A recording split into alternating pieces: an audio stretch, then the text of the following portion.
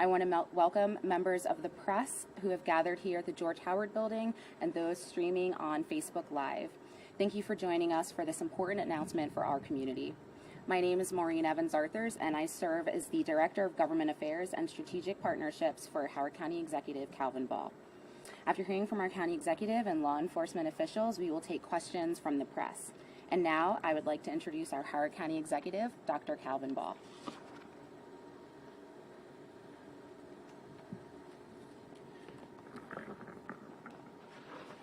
Thank you, Maureen. This past year, across our nation and in our backyard, we've heard the calls for more transparency, justice, and accountability to ensure strong relationships between our community and our law enforcement agencies. When I served on the County Council in 2015, I sponsored legislation establishing a committee within our Howard County Police Department's Citizens Advisory Council. This committee was tasked with conducting a community policing report and creating recommendations and best practices for encouraging officer and community safety. Out of the 173-page report, the usage of body-worn cameras was the #1 recommendation. I supported it then, and I support it now. However, the suggestion at the time was to delay implementation due to the costs. The pilot program, which launched in the summer of 2017 and concluded in the fall of 2018, found 3 major barriers to instituting the program. In addition to budgetary concerns, a lack of adequate storage space and staffing.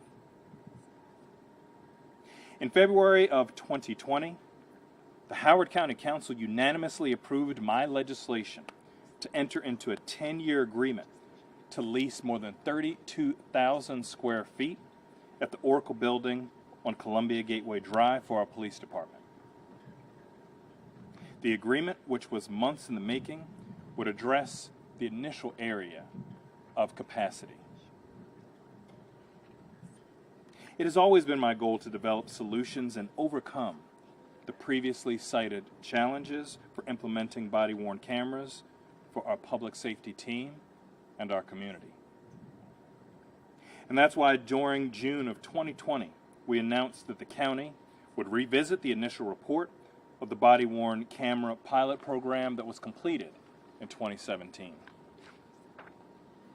Despite the uncertainty of the impact that COVID-19 would have on our county's revenue, and in the absence of state funding for the body-worn camera program, I committed to eliminate the previously cited barriers and fully funding the program in fiscal year 2022. After our proposed budget was filed, we learned that the state-mandated maintenance of effort funding level for our school system was significantly higher than anticipated. This forced difficult decisions among the priorities. In addition, the County Council voted to place all remaining funding proposed for body-worn cameras into contingency at the end of the budgetary process. But when faced with these challenges, we focused on solutions. Today, I'm pleased to announce that we are filing a budget amendment to request that the County Council move all of the funding out of contingency. Additionally, we've allocated approximately $1.6 million in American Rescue Plan funding that can support the implementation of our body-worn camera program on October 5th, the day after the County Council will vote on our budget amendment to release county funds from contingency to support full implementation of this program. Combined with the $1 million preliminarily funded for equipment and licensing set aside during the budget process, and the nearly $500,000 in contingency, this additional $1.6 million will go towards fully funding this program immediately following the County Council approval of our budget amendment. Now, this $3.1 million will go toward hiring 26 essential positions across our police department, state's attorney's office, and sheriff's office. 600 cameras for approximately 300 Howard County police officers. Expanded storage capacity and acquiring the necessary software. And finally, procuring additional equipment for deputies within the sheriff's department. After communicating our plan with council members over the last several days, I'm hopeful that we will secure the votes needed to release the remaining funding from the contingency reserved fund and serve as continued partners to ensure support of both our community and our law enforcement officials. I understand this has been a long and sometimes frustrating process, roughly 6 years in the making. I commend and respect those in our community who have engaged in a productive community conversation and advocated for support of best practices in community policing. I continue to maintain my ongoing commitment to fostering an inclusive and safe community for all. And seeing this program come to fruition in fiscal year 22 has remained a priority. I want to express my sincere gratitude to Chief Lisa Myers, Sheriff Marcus Harris, and State's Attorney Rich Gibson for their leadership and ongoing partnership to successfully and fully implement this essential program for our community. Thank you.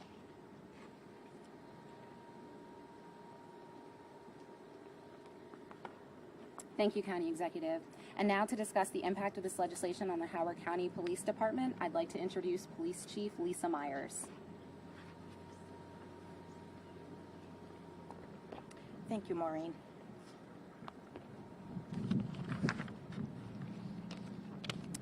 Good morning, everyone. I am here today to express my gratitude to County Executive Calvin Ball for his commitment to bringing body-worn cameras to Howard County. I'm also honored to stand here today with my law enforcement partners, Sheriff Marcus Harris and State's Attorney Rich Gibson. This project has been a long time in the making, as the executive has indicated. A few years ago, we started a pilot program in the county which clearly demonstrated that body-worn camera technology is a benefit to our officers and to the community alike. At the time, there were budgetary challenges, but today, the county executive is making clear his commitment to our officers and to the community to ensure we are able to provide true accountability. Over a period of a few months, we'll be training personnel as well as acquiring the equipment needed to launch this program. When the process is completed, we will have 300 uniformed Howard County officers wearing body-worn camera. Police accountability is the fundamental tenet of our department. Integrity is the first word on the banner beneath our patch, and it is the first priority, and it is the highest expectation that I have for every Howard County police officer. County Executive Ball's commitment today at taking another look at the funding is just another reflection of his support for the outstanding relationships we have built with our community. We are looking ahead and always exploring new ways to offer the best possible service to our community. We remain committed to respecting and protecting all citizens of this county. Thank you.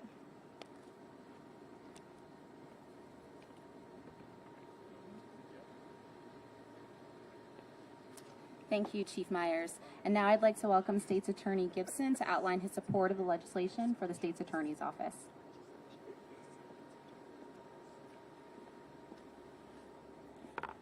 Good morning. The State's Attorney's Office has always been a steadfast supporter of body-worn camera.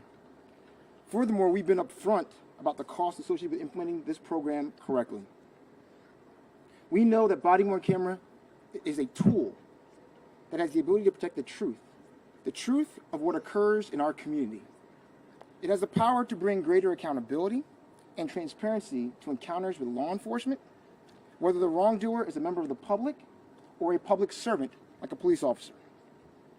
We've had numerous conversations, hearings, and presentations with the County Council over the last several months and the public to make them aware of the specific legal requirements and the fiscal costs associated with the program. In 2021, we've had 4 County Council hearings related to body-worn camera. We provided numerous written submissions of answers to the Council's questions in order to have the full funding released for personnel from contingency.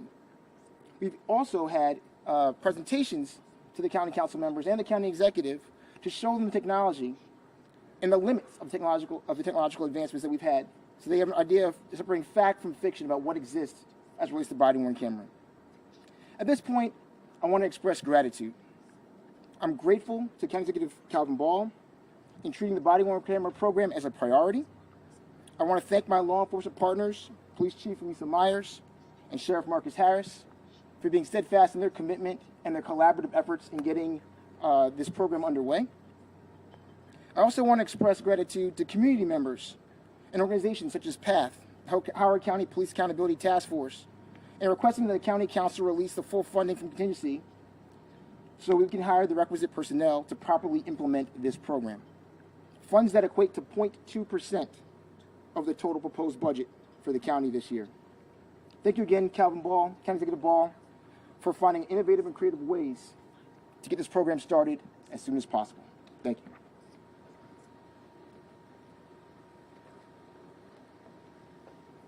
Thank you, State's Attorney Gibson. And now I would like to introduce Sheriff Harris to discuss the impact on the Sheriff's Department.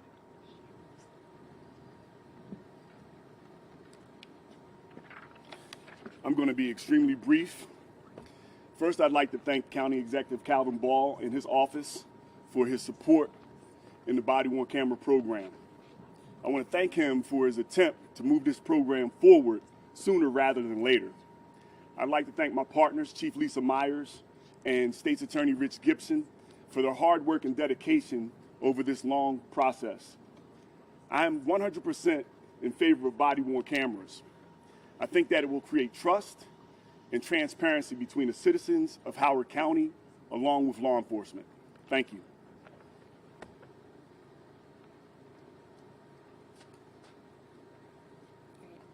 Thank you so much, Sheriff Harris. And that concludes our formal remarks. We'll now open the floor for questions from the press. Please remember to speak loudly and succinctly so that I can hear your questions and repeat it back for those joining us on social media. Now that money is fully appropriated, will funds be available to keep it going, or will it be absorbed by the police department and the state's attorney's office? Okay, the question was, now that the money has been appropriated, will there be enough funding to keep it going, or will it be shifted to the police department and the state's attorney's office to absorb?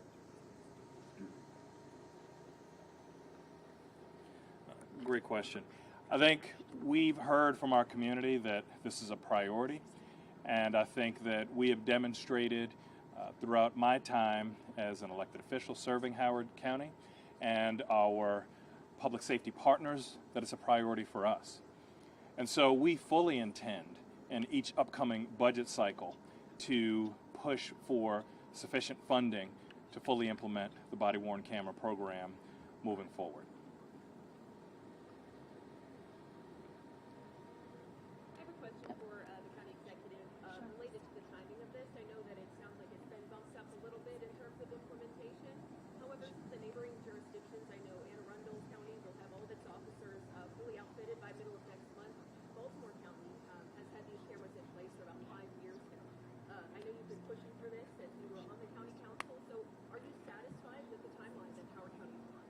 Okay, so the question was asking in regards to the timeline and a comparative analysis of the other jurisdictions who have had programs in place or are currently working on implementing their programs next month. When it comes to our community not only being safe but feeling safe, we definitely embrace the fierce urgency of now. However, we know that the state has mandated body-worn cameras for the largest jurisdictions by the summer of 2023. So while I'm glad that we are ahead of the state-mandated timeline, I always would prefer for things to be moving forward faster. I'm quite pleased, however, in hopes in working with the County Council that we will be able to, in the beginning of October, begin to fully implement ahead of the state mandate.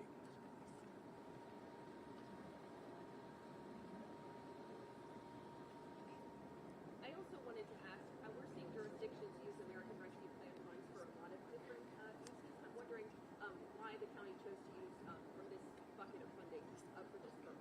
Sure. The question for those at home on social media is why the use of our funding or American Rescue Plan funding for this particular program. So much like the CARES Act, the guidance has been evolving. However, as the council passed our budget and we began the start of this fiscal year last month, we have continued to work on innovative solutions to address all of the needs. I was very pleased that we addressed the spacing need, and we were working on addressing the staffing and the budgetary needs. And so I think as we're looking at usage of the American Rescue Plan funding, this fit just right.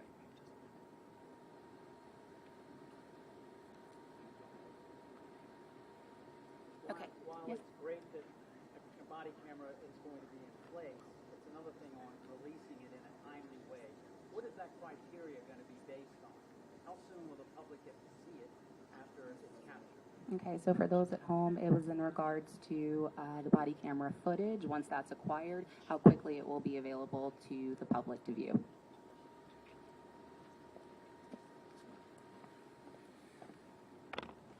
So in terms of the release of body-worn camera footage, we have to evaluate that in light of the actual investigation and the case.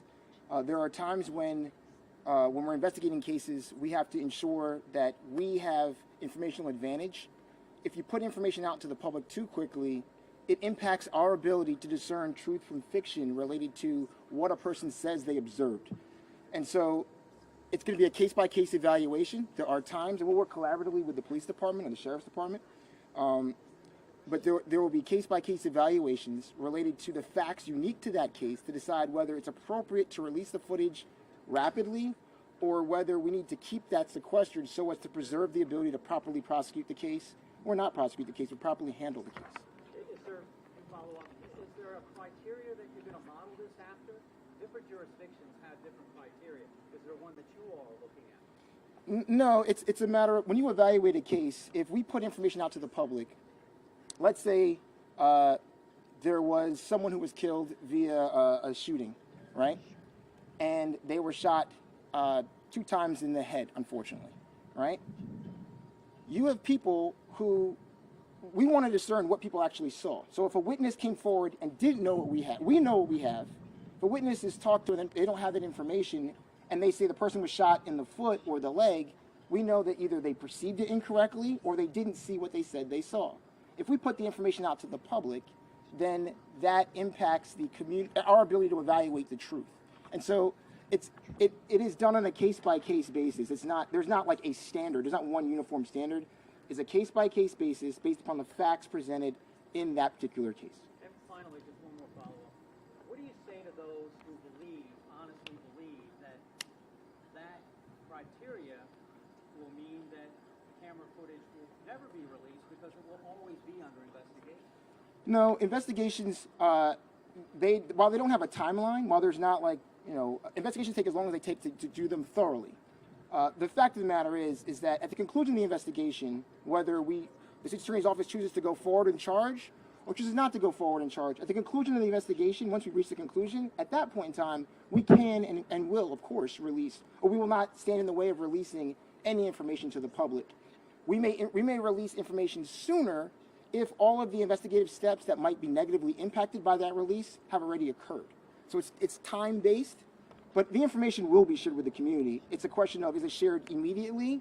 And we live in a world where people want stuff like snappy, and we have an instant gratification world, but that's not the way investigations work. There are times we'll be able to release it rapidly. There'll be times where it may take a little bit longer, but it will eventually be released. Mr. Gibson, a question for you. We deal with this all the time, but for people at home, they may not understand why you would need 13 more people in your office with implementing this program. Can you explain that a little bit to the people at home? Yeah, absolutely. So the State Attorney's Office is legally required to produce all evidence that would show that the defendant committed a crime, that we intend to use to show they committed a crime, and any evidence which would negate the fact that they committed a crime. We're also required to release all evidence that would undermine the credibility of a witness we intend to rely on at court. So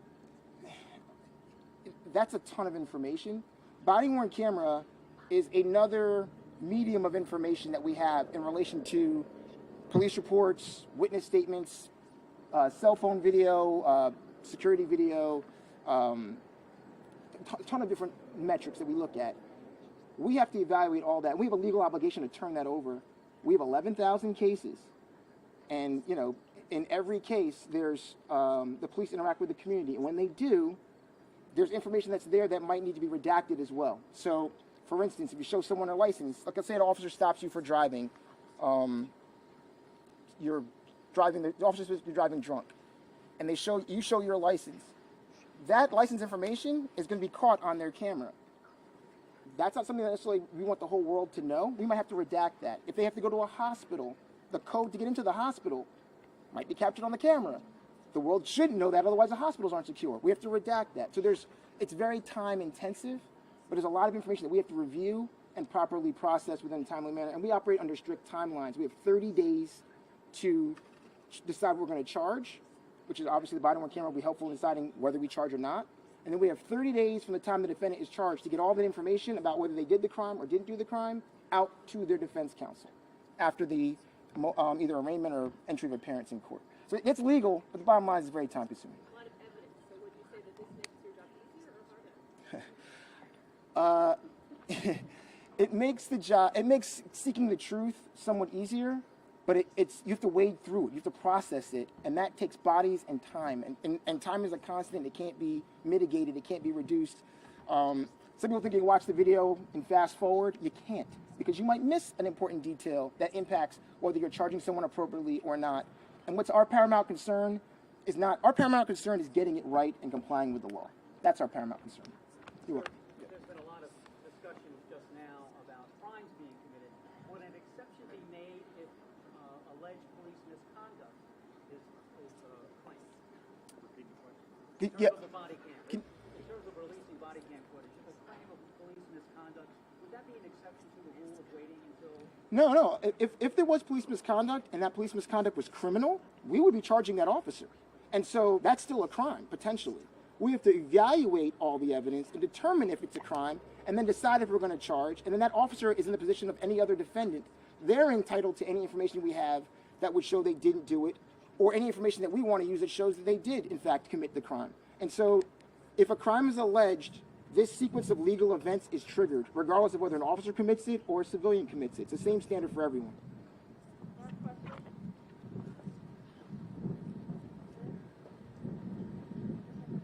All right, seeing no further. Can I have an off-topic question? Sure. This is for the county executive. Now that the FDA has given preliminary approval to vaccines, instead of saying it's experimental, is he evaluating whether or not to require vaccinations for all county employees? This question is related to vaccines and whether or not there will be a requirement for Howard County employees. We're excited about the FDA approval impending for the Pfizer vaccine, and we're looking forward to hopeful approval for Moderna and Johnson & Johnson. We continue to evaluate all ways to keep people safe, and we look each day at the various metrics from our vaccination rates, which we know this is a race vaccine versus variant, to our metrics on case count and positivity rate. And so we're continuing to work with all of our employees to not only ensure that this is a safe working environment, but also that it's safe for the public. Does the decision make that, does the FDA decision factor into your decision-making process, and how? Does the FDA decision factor into my decision-making process, and how?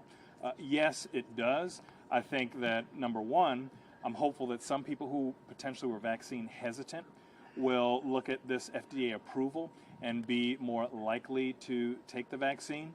And then two, I think if we were to see metrics go in a much more concerning place and we thought that it was necessary, then we would need to have that conversation with our employees. Thank you all and enjoy the rest of your day.